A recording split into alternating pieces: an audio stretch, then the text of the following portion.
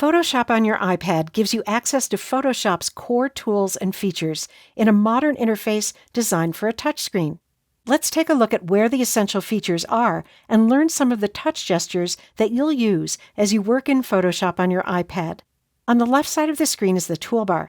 It contains some of the commonly used tools found in Photoshop on the computer. Tap a tool to activate it. If that tool has options, it opens the Tool Options bar. In the Tool Options bar, you have an icon for each option. For example, here's an icon for brush size, and when I tap that, I can adjust the brush size. You can move the Tool Options bar anywhere else on the screen by pressing on its handle and dragging. You can even drag it onto the toolbar, and it docks itself there.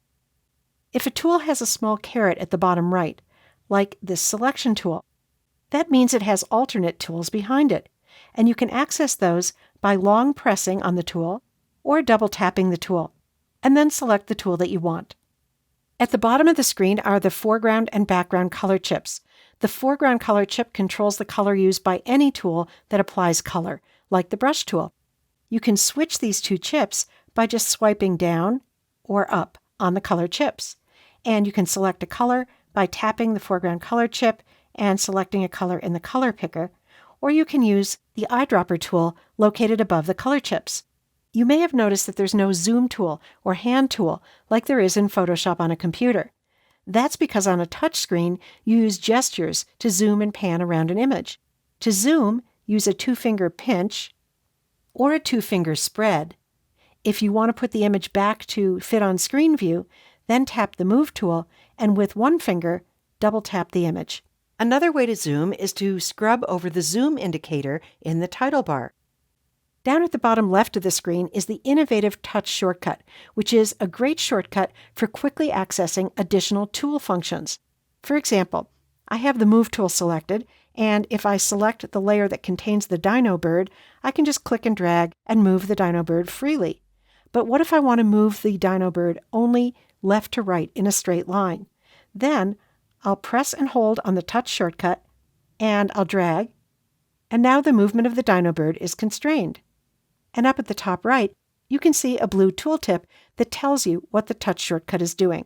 If I slide my finger to the outer ring of the Touch shortcut, now the function changes to Duplicate Layer, and so if I drag the dino bird, that gives me a second dino bird. Now let's take a look at the Layers panel. Layers, of course, are an essential feature in Photoshop on any device. On the iPad, you have two views of the Layers panel. Right now you're looking at the compact view, which is that vertical line of thumbnails. Each thumbnail is a separate layer in the file. To see the more detailed view, go to the bar on the far right, which is the taskbar, and tap the second icon there. The detailed view is useful when you're working with layer masks or when you need to see layer names. To switch back to compact view, tap the top button in the taskbar. If you want to see the properties of a layer, make sure the layer you want to affect is selected, and then tap the third icon in the taskbar. And here in the Layer Properties, you can impact the opacity of the layer, the blend mode of a layer, which affects the way that layer blends with the layers below it, and more.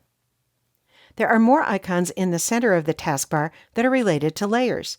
For example, to add a new layer or a new adjustment layer, long press the plus icon in the taskbar. And there's a 3-dot menu with many other layer-related options for you to explore. I'll tap the Layer Properties icon again to close the Layer Properties panel. Let's take a quick look at the top right, where you'll find an Undo button and a Redo button. Each time you tap one of those, you go back or forward one step in time. If you want to export or share your document to another location, tap the Share icon at the top right, and tap the question mark icon at the top right if you have questions about how Photoshop on your iPad works.